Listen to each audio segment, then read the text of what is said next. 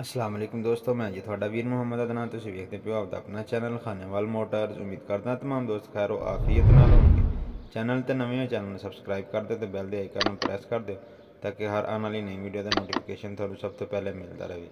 Video देखनी है जी जरूरी, लेना देना मुकद्दरां दा एक नायाब तोहफा थोड़े वास्ते लै करके हाजिर हो गए जी। बलारस है जी MTG 50 के अंदर 1990 का मॉडल है जी 4x4 और बिल्कुल मुनासिब पैसों के अंदर, कोई ज़्यादा डिमांड नहीं है जी।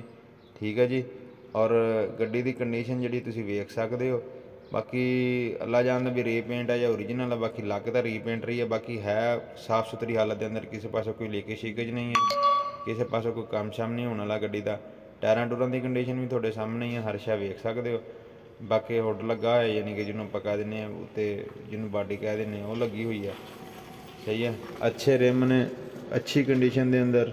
ठीक है, बिल्कुल मुनासिब जी डिमांड है जी। नंबर लगा आ, डिमांड है जी यदि सिर्फ और सिर्फ 12 लाख रुपया। मालकां दा राबता नंबर स्क्रीन पर शो कर देना, तुसीं मालकां नाल राबता कर सकते हो। लोकेशन इसकी खानेवाल दी।